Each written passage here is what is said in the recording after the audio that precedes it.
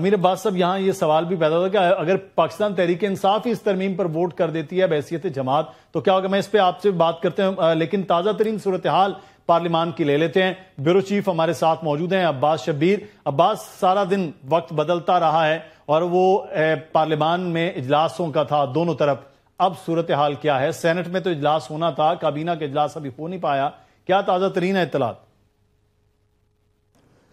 دیکھیں، اصل بات یہ ہے کہ سینٹ میں جو نمبر گیم ہے مدثر صاحب وہ مکمل نہیں ہے۔ کوشش کی جا رہی ہے کسی طریقے سے مولانا صاحب کے ساتھ کنسنسس بنایا جائے۔ بلاول بھٹو زرداری صاحب کا بڑا اہم رول ہے اس وقت، ایک طرف مولانا صاحب ہیں اور ایک طرف بلاول بھٹو زرداری ہیں۔ گزشتہ رات 2:30 بجے وہ حیدرآباد سے پہنچ کر انہوں نے مشاورت کی، وہاں پر جا کر دن میں 3 مرتبہ، تیسری مرتبہ بھی بلاول بھٹو زرداری اس وقت مولانا فضل الرحمان کی رہائش گاہ پر ہیں۔ 2.5-3 گھنٹے ایک نشست رہی مولانا صاحب کے ساتھ۔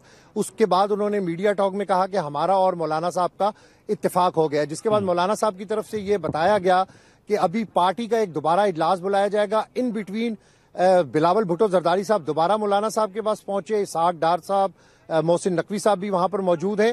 تو فائنل مراحل کے اندر یہ چیزیں ہیں، لیکن جہاں تک آپ نے بات کی کہ بار بار سیشن بلایا جاتا ہے، نوٹیفائی کیا جاتا ہے اور وہ سیشن ہوتا نہیں۔ 8 بجے سینٹ کا سیشن کال کیا گیا تھا، ابھی تک سینٹ سیشن نہیں شروع ہوا۔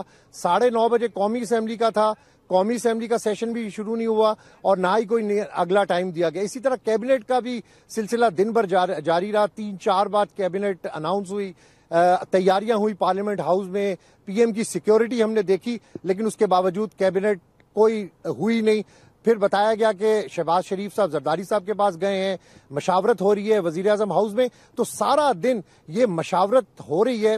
بلاول بھٹو صاحب اصل میں فائنل راؤنڈ اس وقت کھیل رہے ہیں اور ممکن ہے کہ آج نہیں تو کل یہ مشاورت ہو، لیکن ابھی میں کل کا کیوں کہہ رہا ہوں کہ مجھے ابھی تک یقین نہیں جب تک سیشن شروع نہیں ہوگا، کیونکہ ابھی پارلیمنٹ ہاؤس میں جو اناؤنسمنٹ ہوتی ہے اس میں گاڑیوں کی واپسی کی اناؤنسمنٹ میں سن رہا ہوں، تو اس لیے جو ممبران یہاں پر آئے تھے سینٹ کے چیدہ ممبران وہ بھی واپس جا رہے ہیں، نہ قومی اسمبلی کے ممبران یہاں پر موجود ہیں نہ سینٹ کے ممبران موجود ہیں۔